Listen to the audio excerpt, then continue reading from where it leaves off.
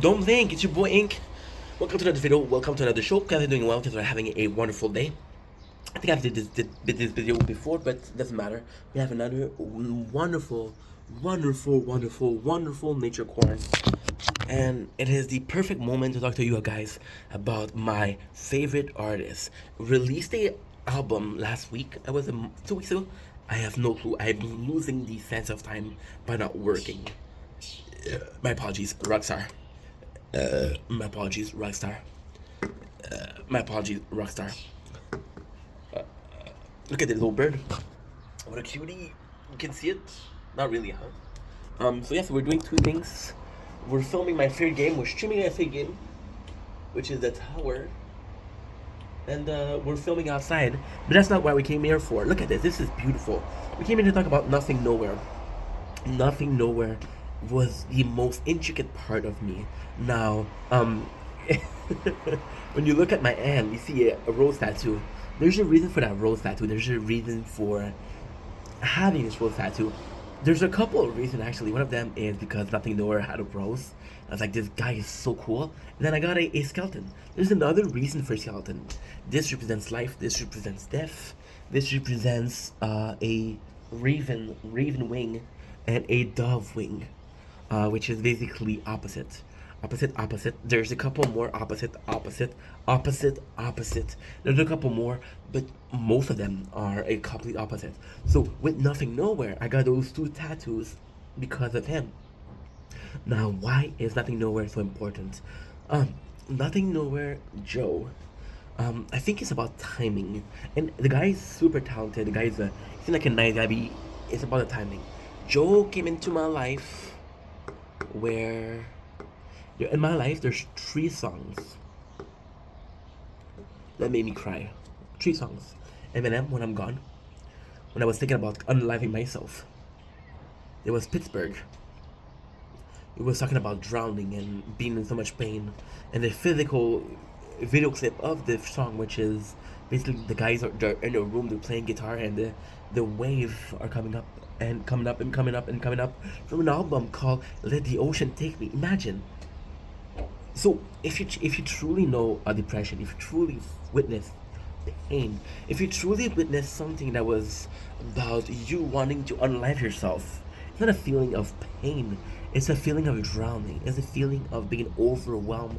It's a feeling of being in an ocean and not being able to move because you're so fucking depressed. I was on YouTube, and I gotta admit, I use music to save me. So I listened a lot to Bring Me the Horizon.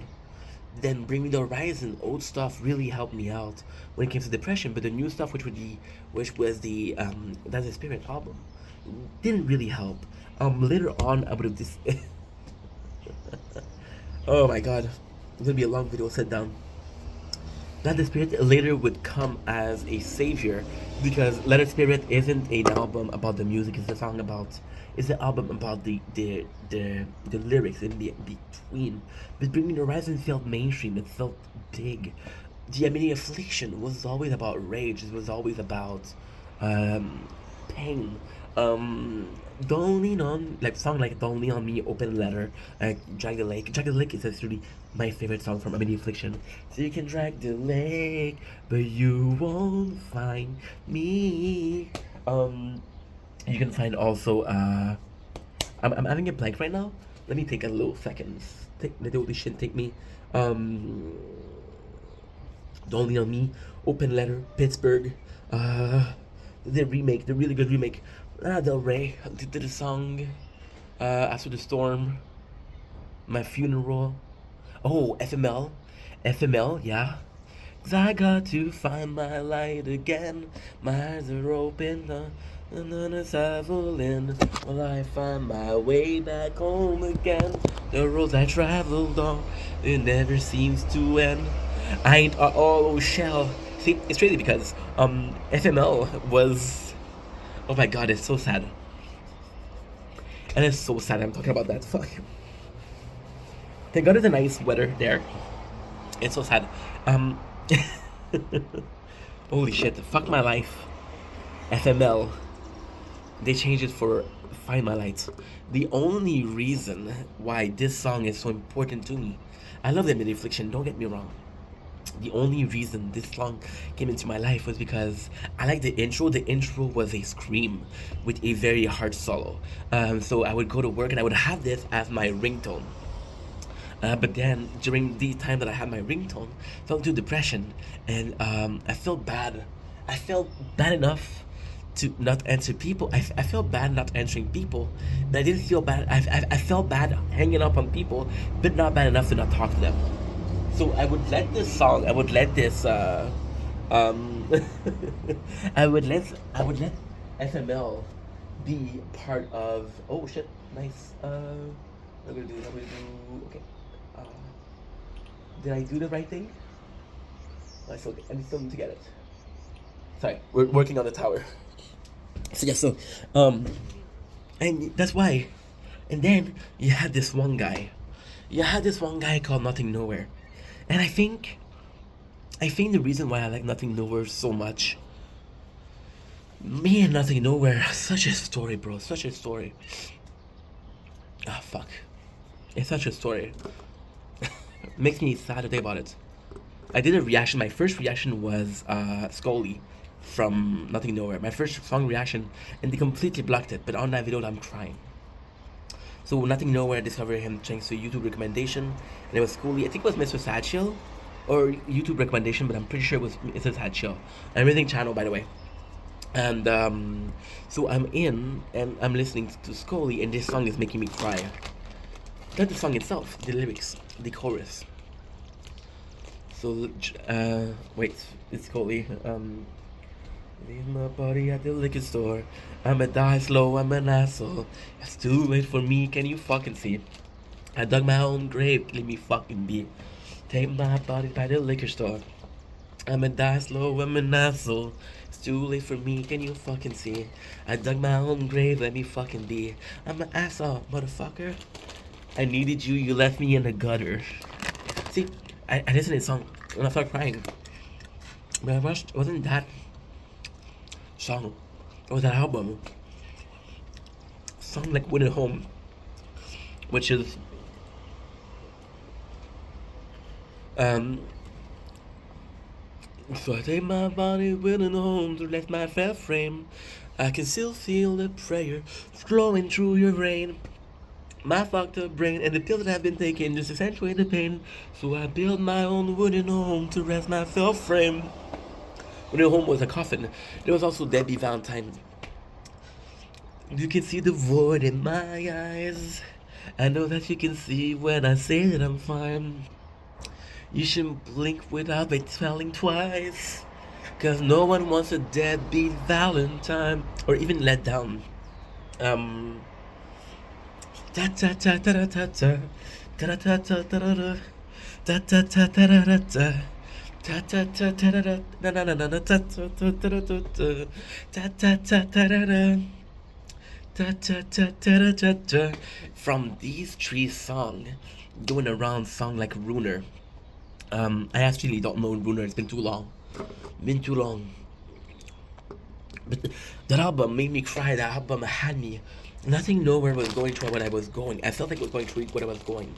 The problem, and I mean it, the problem with Bring Me the Horizon, I mean Affliction, they were very aggressive, very emotional. Now, think back about me. I'm not an emotion. I'm not a.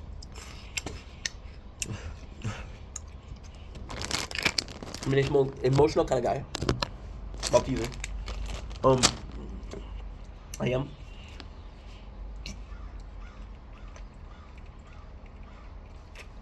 I'm not sorry. My love of sunrise is thanks to Nothing Nowhere. That song called Scully. They make it such a effort through the sunrise. And like, why are they making such an effort for the sunrise? Because Omi couldn't sleep. Omi was in too much pain and couldn't sleep. That's why they make the effort to showcase that. See, the best part about Nothing Nowhere, it was like me. I was emotional. I was close my emotion, but I wasn't strong enough to show my emotion. I wasn't strong enough to I wasn't not strong enough. When I look at I'm in affliction, is acknowledge my pain. When I think about Dreaming Horizon, it's hey, I'm searching for help. I'm really searching for help. When I look at Nothing Nowhere, is the constant, and it was so popular. I'll talk about it later on. But yeah, it was all about like, okay, I'm in pain. It will be fine. Leave me alone. I need space. And that was more me. There's multiple way we're gonna showcase pain, emotion, and Nothing Nowhere was kind of more my reaction. I wasn't very vocal about my emotions because I wasn't raised to be vocal about my emotions. My apologies, disgusting. Uh, my apologies, disgusting. Rockstar, blame Rockstar, don't blame me. So yeah, so um, what happened here is like I found myself in this album that was so fucking good because again it made me realize that I wasn't alone. It was Nothing Nowhere was such a very hard concept to grasp. Nothing Nowhere, and there was this. Oh my god, I'm crazy. I'm insane. I know I'm insane, but Joe, which is the singer, actually felt like a friend. Like I felt a friend you didn't know that you're going through shit with, and I feel that because I feel like because nobody else knew Nothing Nowhere, it was my own little secret, right? Oh, fuck, I remember those days. And then I started feeling better. I started, thanks to him, thanks to Nothing Nowhere, I started feeling better. And it's funny because the day I started, well, not the day of, but very shortly after I started getting better, he released the absolute banger that is Hammer. And Hammer was weird because it was a song that showcased that he was happy, was proud. I did it all on my own, no promo. I got a fan getting tats on my logo. In high school, they were not trying to label. Also, oh my OMG, now you see me on the TV. I used to sell sack, now I'm selling CDs. If you're not feeling this, you're probably delirious. I'm more one, there's some more one. They can never be me, cause I'm a reaper. And you dream, cause Lady Get Tired on Santana. Lady V team like my name, Danny Phantom. Living to life like my name, Danny Phantom. All my shit bangs like I'm a fucking hammer. Lady Get Tired on Santana. Living, leave dream like my name, Danny. Like a young, I think it's a young Sanders, but I'm not sure, it's been a while. Um, uh, Back like a yo-yo. Oh my gosh! And the song you he was confident. There was a different Nothing Nowhere, and then he released an album which was Rejector. Then it was such a good album because you had Runer, you had Rejector, you had The Waster, and it was about how he regrets being in pain for so long, how he's still feeling the pain, but he hates himself for having this pain. And then at the end of this album, by the time he released Trauma Factory, um, I was healed. But then again, you're saying, okay, well, this is more about nothing. This is not about Nothing Nowhere. No, Nothing Nowhere always felt like this dude who tried to make it. I remember being, oh my gosh, oh, this was about 7 years ago, 7 or 8 years. I don't even fucking know. But I remember one of my favorite songs was Ornament. In time, I can hang it on the night, put by myself, and I really wish that you can find someone else. Honestly, you never needed this. I'm just a burden, I know that.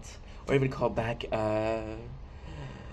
was I a mistake? Something to replace? And this one thing, I remember being on YouTube in the waiting room and waiting for 8 o'clock when it was 6:30, and be one of the first one. I remember being 10. We were 10 or 11, just talking about Nothing Nowhere, and when the voices, when the song dropped, and it was insane because the song lasted 3 minutes. It was a one take. It's basically him doing his most famous song. Uh, Life's a na in a movie scene. Everything you ever told me lies in my face on the daily. I'm gonna do my own thing, and I don't give a fuck if you hate me.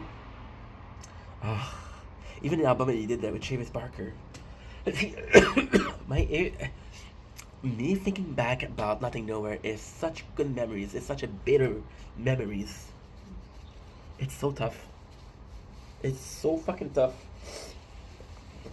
I remember waiting, and the video was 3 minutes long, and I remember thinking to myself was, wow, this is amazing. Not I waited an hour and a half.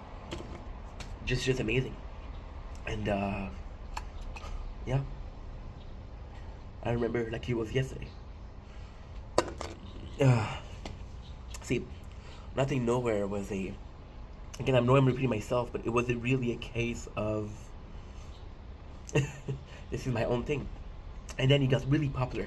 He started doing thing with Fall Out Boys. He started doing thing with Travis Barker, and then he had this interview, which technically is the first interview that I read. Of course, I saw a lot of interview, but this was the first interview that I bought the album. I wish I still had the magazine. I possibly lost it at one of my ex's house. Oh, like I had so many, and I actually bought the volume. I bought. I don't remember if it was a magazine or something like that. For the interview, it was about the world needing Grey. And again, that's what's weird about Nothing Nowhere. My whole life, I was looking for a difference between good and evil. What is right, what is wrong. And him said, "Fuck you. There's no such thing." I think it's Grey. I think it's Grey means nothing here, nothing there. Everything is nuanced.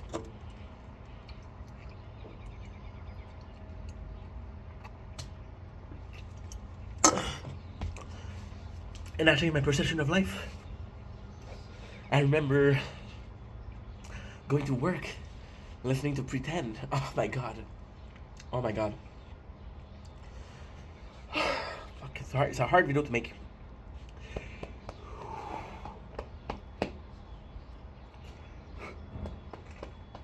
I remember going to work, getting bullied, and Nothing Nowhere was there for me. It was a song, Fake Friend. It was on Hopes Up. I was getting bullied. I was listening to this song, and it made me feel better. See, my problem, my issue with Nothing Nowhere, my biggest issue is myself. Nothing Nowhere was there when I needed him the most. And then I started doing better, a lot better. And I said, I don't want to be with this music anymore. Nothing Nowhere music wasn't sad. Nothing Nowhere music wasn't something that brought me pain. But it brought me back to those days of feeling pain. I remember not having Wi-Fi. Those are all true story. I remember going to the library next to my house at night. I didn't want to see anybody. I was in too much pain to see people. And the only friend or the only sim I had was him.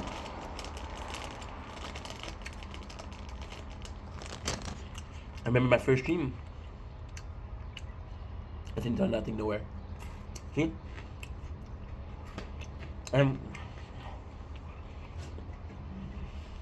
started doing better. I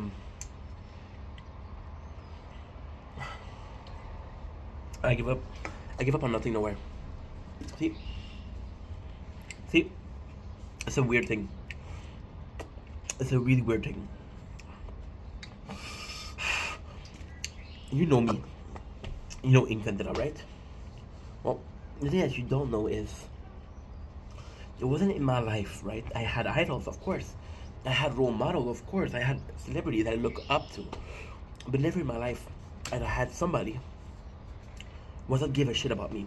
Never in my life did I think, not artistically speaking, celebrity speaking. Never in my life did I think, oh, a celebrity, oh, they're my friend. And then I met, didn't meet him, but then there was Nothing Nowhere. And Nothing Nowhere was a very special case. He doesn't need to need me. He doesn't need to know me. He knows how I feel. That's to me personally, that's enough. That's more than I can ever ask for. But that was fuck. There was a, I didn't think about the two-way streak. I was doing better, I gave up on him. Sorry. See, nothing nowhere. It's nuts. Nothing nowhere did achieve success, a big success, and then it was too much for him. He gave up, and then he released Trauma Factory that I didn't listen to. Then he released another album after that, which I love, Venom. But that's about it. And then he released some new stuff that I haven't listened to. You know what I'm making this video today? The reality, the real reason.